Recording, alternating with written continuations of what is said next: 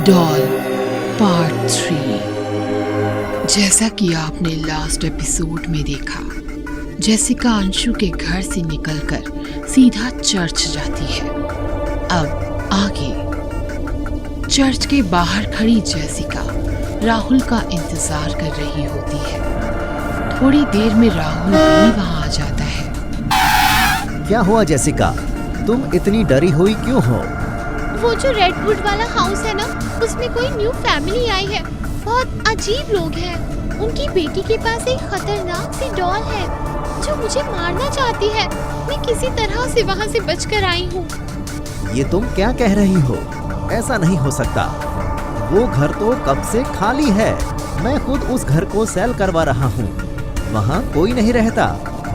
मेरा यकीन करो, वो लोग वहीं रहते हैं। मैं अभी उन लोगों से बचकर ही आई हूँ यहाँ।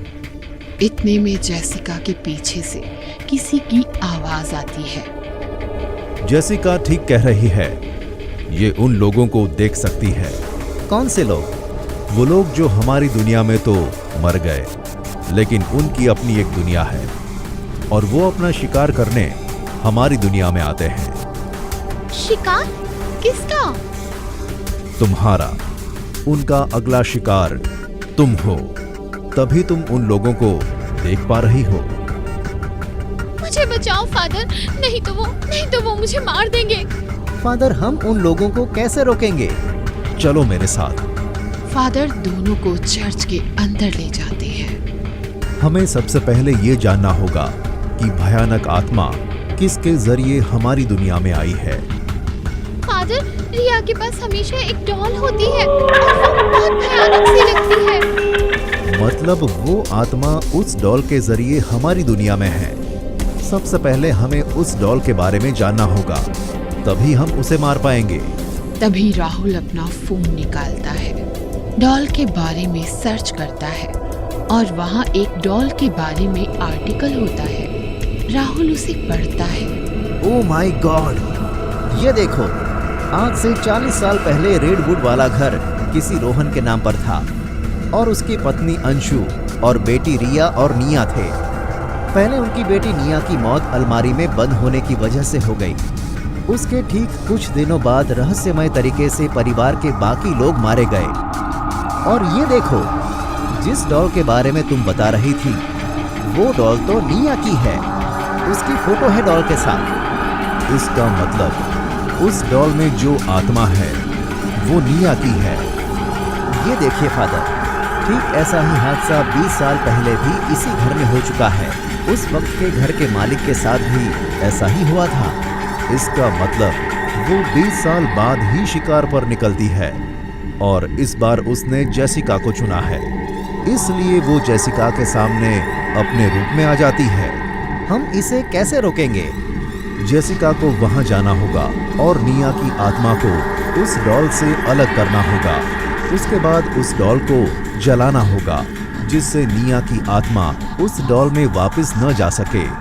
उसके बाद तुम ये पवित्र जल निया की आत्मा के ऊपर डाल देना, जिससे उसे आत्मा रूप से मुक्ति मिल जाएगी और जेसिका बच जाएगी। लेकिन उस घर में दोबारा जाना तो मौत को गले लगाने जैसा है।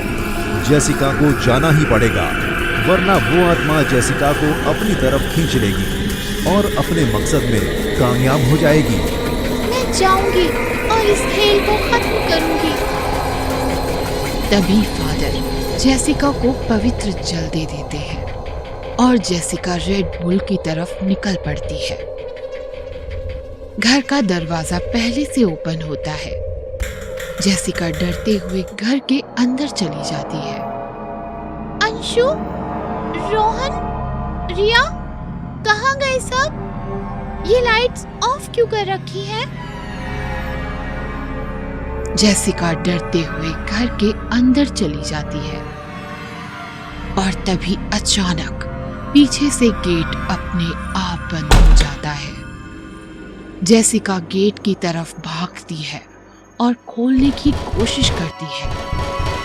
तभी उसके ठीक पीछे से आवाज आती है, कोई फायदा नहीं, अब ये दरवाजा नहीं खुलेगा। जेसिका डरते डरते पीछे घूमती है।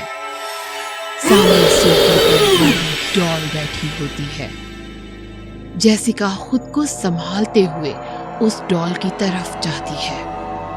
डॉल के पास जाकर जेसिका उसको जैसे उठाने के लिए हाथ बढ़ाती है। तभी वो डॉल जेसिका का हाथ पकड़ लेती है और तभी उस डॉल की आंखें बिल्कुल काली हो जाती हैं और चेहरे पर खतरनाक हंसी। जेसिका अपनी आंख बंद करके जोर से चीखती है और थोड़ी देर बाद डरते डरते अपनी आंख खोलती है। तब वहां कोई नहीं होता। जेसिका एक लंबी सांस लेती है और पीछे मुड़कर दरवाजे की ओर जाने लगती है।